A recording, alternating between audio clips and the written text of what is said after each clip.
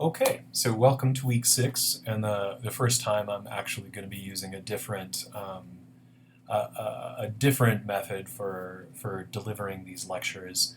I think I'm going to back away from the live recording of the lectures, if only because that led to such a miserable recording last week, and it was sort of a pain trying to remedy that with rather sort of meager results, I think, and extra work. So instead of doing that, instead what I'm going to do is record these ahead of time, make sure they sound fine and are clear enough anyway, and get them on D2L in a different way.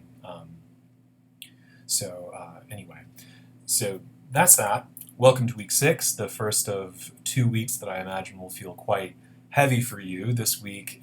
In addition to the reading and the normal weekly assignments, you have to complete the midterm exam, which is open right now in D2L. Next week, of course, paper number 2 is due. So anyway, these 2 weeks may be a little tough to get through, but if you have trouble, I'm certainly available and happy to answer any questions that you may have. But let's bracket out those two things for now and just focus on the content for this week.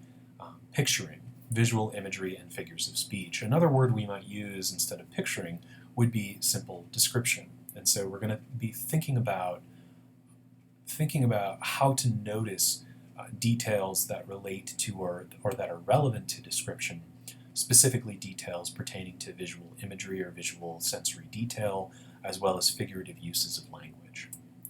So this week in Intro to Lit, by the end of the week, you should have continued to train your ability to approach and engage poetry, no matter how obscure its meaning might seem to you.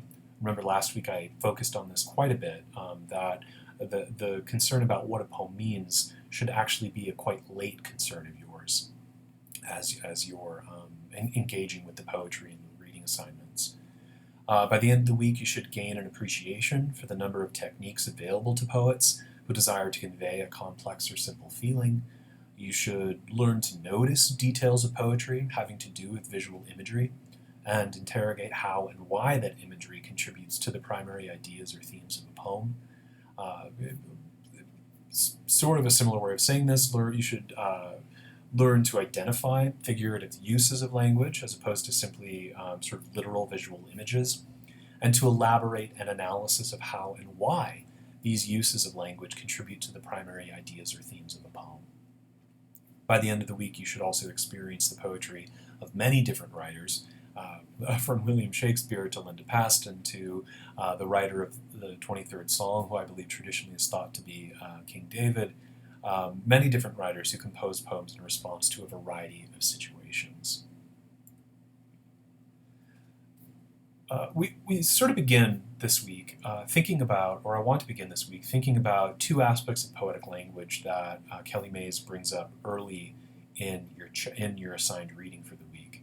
And these two aspects of poetic language involve the precision of individual words, as well as the reach, richness, and ambiguity of suggestion that words sometimes accrue. And I want to look at a couple of the early examples from the book in order to illustrate these two aspects of poetic language. So taking a look at the second poem in your chapter, Lynn Powell's Kind of Blue, if you look at the highlighted words, you see that Powell chooses very specific nouns and pronouns and phrases to help give us a clear picture of the kind of blue that the speaker is not actually describing. And yet the kind of irony here is in telling us not to think of the kinds of blues that these objects sort of bring to mind, that we're actually thinking about those objects and thinking about these kinds of blues, right? And so in many ways, the odd-numbered stanzas of this poem are all about trying to capture or catalog or inventory using very precise examples, various blues that are actually not what the speaker is attempting to convey or express.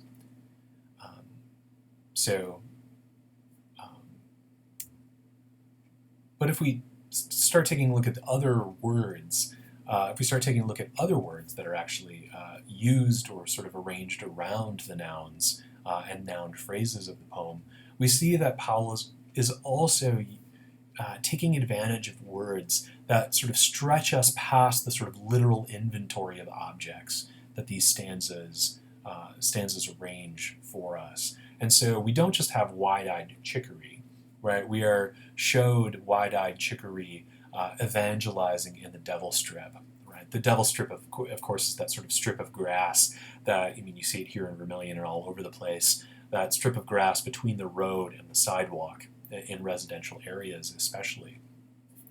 And so by using the verb evangelize, Powell is taking advantage of the kind of everyday metaphor that folks use in colloquial ways to describe that strip of land, right? And by using that verb, the chicory, by also calling the chicory wide-eyed, the chicory is then sort of compared to sort of folks going around preaching the good news, as it were.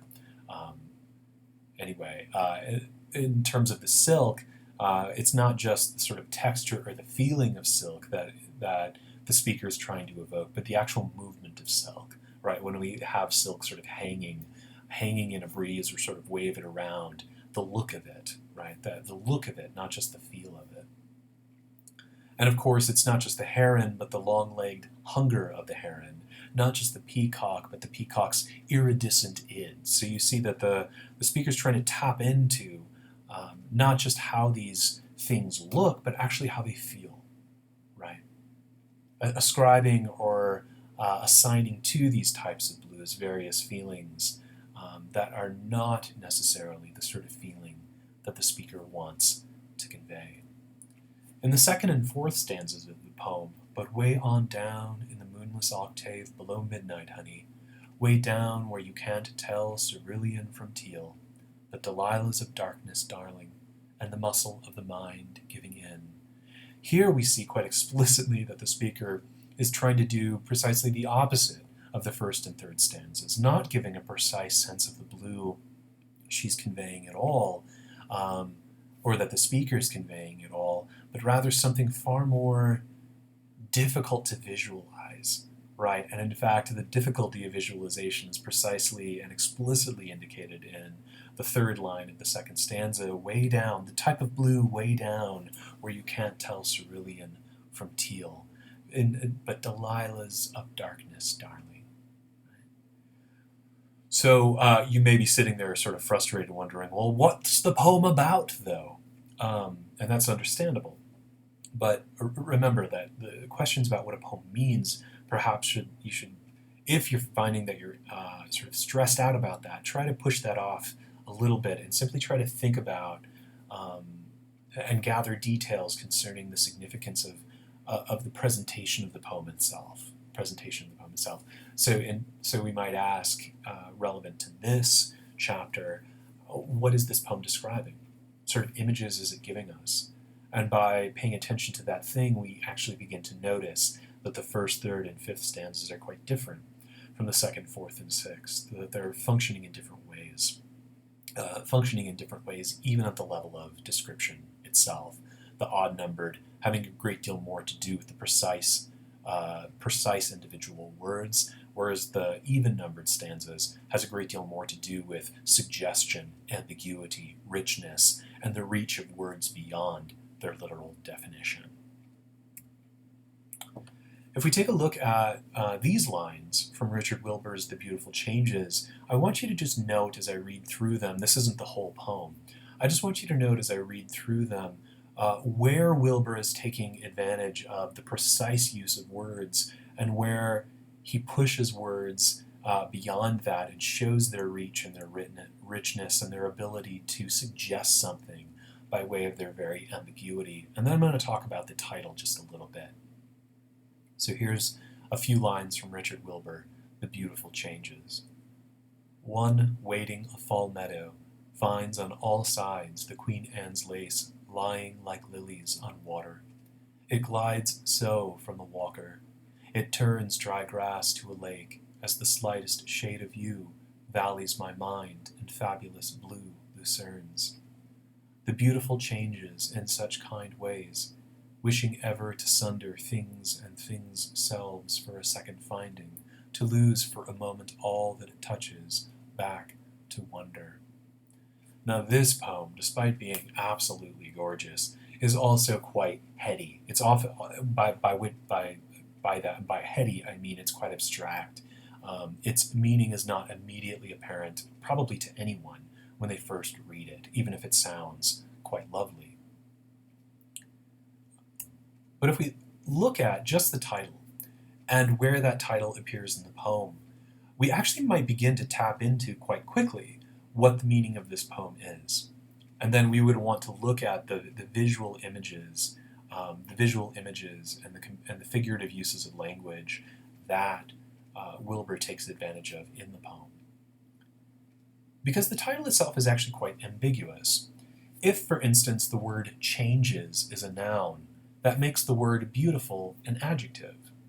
So the title of the poem is, right, changes refers to changes or transformations that are beautiful. Changes that are beautiful. So changes, transformations are the subject of the poem itself. But there's another way to look at it that is supported by the actual appearance of the phrase, the beautiful changes, in the poem, where beautiful is not an adjective, but a noun, the beautiful, right? And changes here is not a noun, but a verb, the beautiful changes. So we have two very different meanings that we can give to these three words. One of those meanings concerns changes or transformations of what we look at, transformations that are themselves beautiful. And the second meaning is a claim about what beauty actually does, right? The appearance or the presence of beautiful things actually changes the whole environment around it, right? And that's actually the sort of simultaneity of those two meanings is actually in some sense always in play as we're reading through the poem. Okay? So it might be worth pausing this, looking in your book, reading through the poem and sort of asking yourself how you read the title and the ways in which the poem might actually be making these two meanings possible at the same time, and that it's not really about choosing between them, but holding them in suspension. So describing or picturing, describing the poet's efforts to describe or our efforts to picture the things they describe often involve three things then: naming, qualifying, and comparing. And I've just taken some words from the textbook here that I'm going to read through. Not some of this is mine, but the quoted bits are from the textbook. While visualization, right, the mental imagining of a situation, object, or scene inspired by a poem, often involves precise or suggestive language and, quote, sophisticated rhetorical or literary devices, such as metaphors or similes, which we'll be getting to in just a bit, often description begins simply with naming, providing the word, noun, verb, adjective, or adverb that will trigger images familiar from a reader's own experience. A reader can readily imagine a dog or a cat or a house or a flower when each word is named, but not all readers will envision the same kind of dog or flower until the word is qualified in some way, as we saw in the previous two poems. More than just a matter of naming them, using precise words and providing basic information, description involves qualification and comparison. So in Richard Wilbur, his poem, The Beautiful Changes, one thing students often notice right away when they start and begin to pay attention to the words that Wilbur is using and the way he's attempting to visualize whatever it is he's attempting to convey, that they see that the use of the verb wading, not W-A-I-T-I-N-G, but wading, as in wading in the water, right? That the use of the word wading to describe a movement through a field of flowers immediately sets up both a qualification, because we get specific examples of the kinds of flowers or vegetation that are there, but also a comparison, that we're invited to imagine or visualize walking through a field of flowers to walking out into a body of water. We're not just supposed to visualize it then, we're also supposed to in some sense feel it, what that's like, right? And this is an effort to convey a feeling or a sensation and a visualization, And it's our job, if we're students of literature, as we all are, at least for the summer, it's our job to start thinking about how do we explain how a poem is doing that. Okay. And then I have a bit of a typo there, which I'll have to fix when I put the PDF up on D2L. But in Powell's Kind of Blue, the poet, as I've already sort of gone over, with some irony in the odd-numbered stanzas is telling us what not to picture. And in doing so is actually getting us to picture those things if, for instance, we know what Wedgwood is, or if we know what Delft or Delphinium or Chicory are, or if we've seen a jar of moonshine that, not all moonshine, of course, looks blue, but within a particular shadow or shade, or by way of a particular recipe, might appear that way. So moving on to figurative language, this is moving away from the issue of qualifying the use of precise language and moving into more the problem of trying to say something by comparing two things that are both similar but also dissimilar. So figurative language supplements or replaces literal descriptions of objects, feelings, perceptions, or ideas, usually for the purpose of establishing or inviting us to elaborate a vivid picture in the reader's mind. We use words figuratively all the time. For instance, when I sort of exasperatedly say, I am literally dying, I'm using a figure of speech, right? Exaggeration, right? That's even sort of making a joke about the difference between figurative and literal. I am figuratively dying, right? I am not literally dying. So that's the sort of like joke wrapped up in that everyday exclamation, and some people might not even know they're using the word literally incorrectly, or figuratively, as it were. So the next bit is taken from the book. Many such comparisons in which something is pictured or figured forth in terms of something already familiar to us are taken for granted in daily life. So just as narratives are part of everyday life, or stories are part of everyday life, metaphors or comparisons are too. Things we can't see or that aren't familiar to us are imaged as things we already know.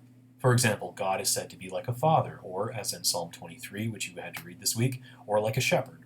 Right? Italy is said to be shaped like a boot. Life is compared to a forest, a journey, or a sea, or, if you're familiar with the movie Forrest Gump, a box of chocolates. When the comparison is implicit, describing something as if it were something else, it is called a metaphor. Explicit comparisons, usually involving the words like or as, on the other hand, are called similes. So, using my mother's favorite example of figurative language, actually I'm not sure it is my mother's favorite. I keep telling people it's my mother's favorite, but if she watches this video, she'd probably be horrified that I'm attributing it to her. But her favorite metaphor, let's just pretend it is her favorite metaphor is men are dogs. So if you think literally what this sentence is saying for just a minute, the sentence is equating men and dogs. It is saying that men are dogs. Men, human beings, are dogs. Of course, we know men are not literally dogs. And so we are all savvy users of language. We immediately assume that the person is speaking figuratively. There is a metaphor or a comparison implied by this equation of two things that are not the same, right? Of course, if we turned it into a simile, this tension between equation and comparison goes away, right? Men are like dogs makes explicit the comparison that is implicit in the metaphor.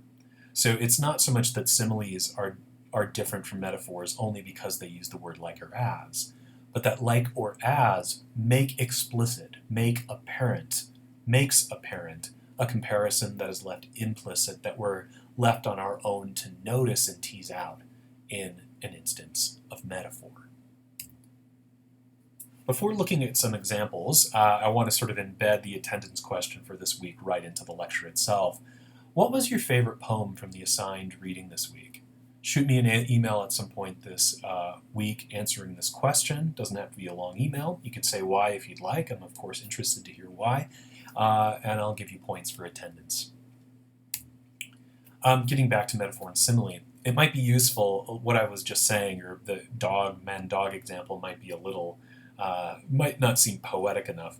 So here are two examples of the metaphor and simile from the reading this week that will hopefully concretize the difference between metaphor as an implicit comparison and simile as explicit comparison. So on the left we have Linda Paston's poem Marks, which makes an implicit comparison between presumably a wife and a mother, and compares the wife or mother to a student, right? And her family members are then compared implicitly to a teacher, right? Or to teachers giving her grades or marks. Linda Paston, Marks. My husband gave me an A for last night's supper, an incomplete for my ironing, a B+ in bed. My son says I am average, an average mother, but if I put my mind to it, I could improve. My daughter believes in pass-fail and tells me I pass. Wait till they learn. I'm dropping out. Okay. Now, our immediate reaction to the poem might be that it's sort of like funny or tongue-in-cheek, but really, and I'll be getting to this in just a few slides, the poem is setting up a comparison that really challenges us to wonder about not just the specific scenario that this poem is setting up, but the very general problem, right, that comparison conveys or suggests. So, metaphor, implicit comparison. The poem never comes out and says explicitly, I am comparing a wife to a student, but simply says that the husband gave her an A, when in fact that's probably not what actually happened, right? It's a metaphor. Okay? But if we look to Robert Burns' early 19th century poem, A Red, Red Rose, might be late 18th century, I can't remember the date. The date is probably in your textbook. Robert Burns' poem, A Red, Red Rose, we see in the first stanza two similes, right? Burns does not say that his love is a red, red rose, but instead, and I'll begin reading the poem now, Oh, my love's like a red, red rose that's newly sprung in June. Oh, my love's like the melody that's sweetly played in tune. As fair art thou, my bonny lass, so deep in love am I will love thee still, my dear, till all the seas gan dry. Till all the seas gan dry, my dear, and the rocks melt with the sun. I will love thee still, my dear, while the sands of life shall run. So some of just quickly, the spelling in this poem is a little irregular because Burns writes in Scottish dialect, which I'm not good at accents, but I was trying to read it a little bit like he may have written it, and I hope some of that came across. But anyway, again, no, he doesn't imply a comparison between the love and the rose and the melody, but explicitly says my love's like a rose, my love's like a melody, right? He doesn't say my love is a rose or is a melody, right? And that does matter in terms of how we analyze it or think about it.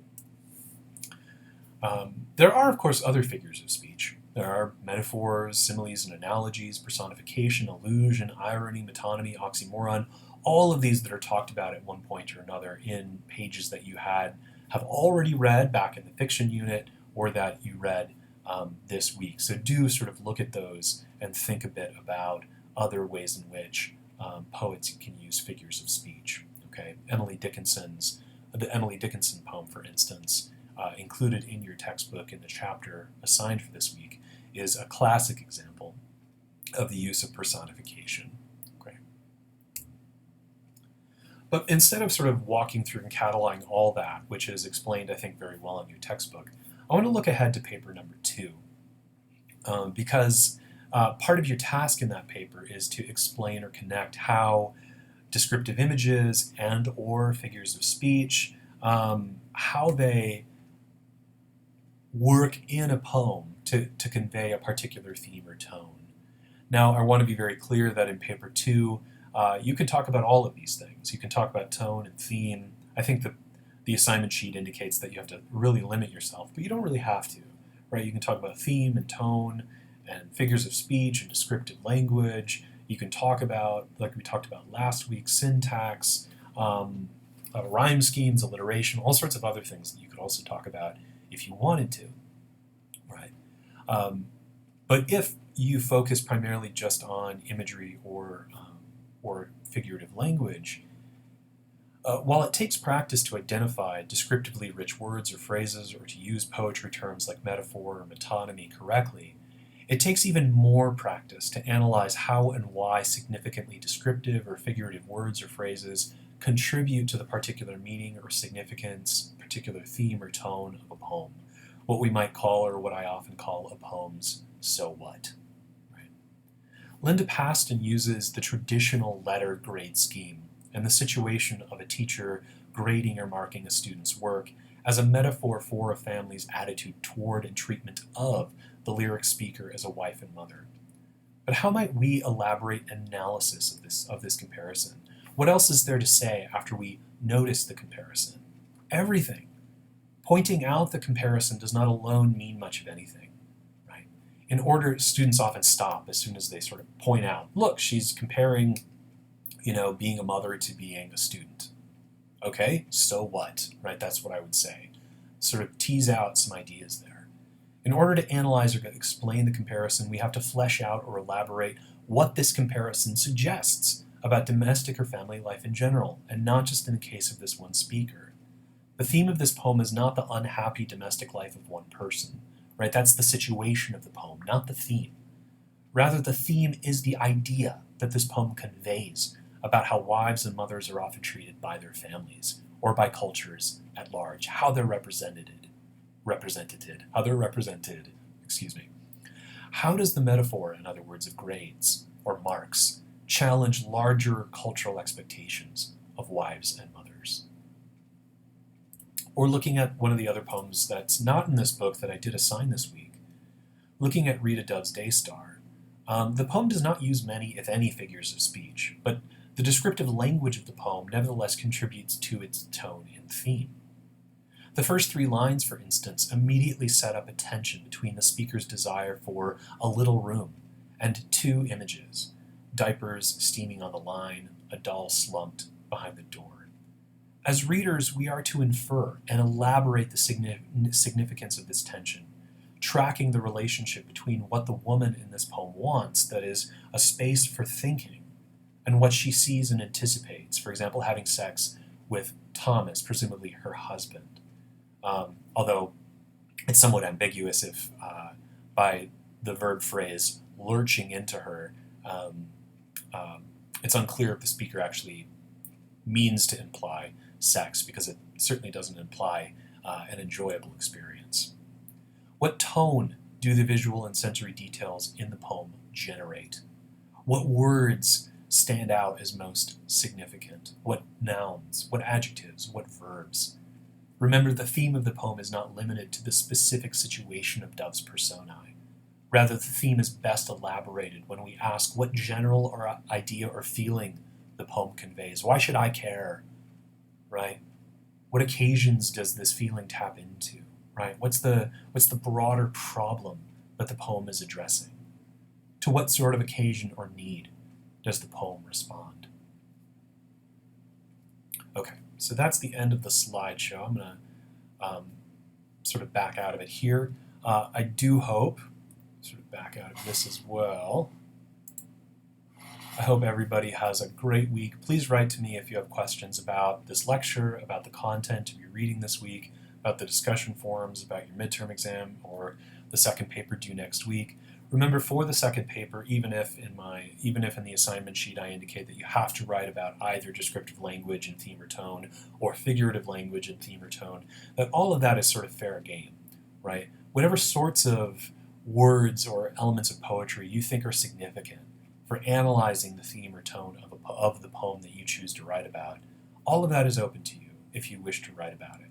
So please do, and do write to me if you have questions as you're thinking ahead to paper number 2, and be on the lookout. I'll be assigning groups later this week for next week's workshop. I'll be sort of changing things up a little bit, but so be on the lookout for that, and be prepared to participate in it as well. Okay. Good luck on the midterm this week. There is no self-assessment quiz this week because the midterm will be taking the spot of that. But do remember to do the reading and do the discussion posts and send me the attendance email, all that little stuff, because it does add up. It does add up. Okay, have a good week.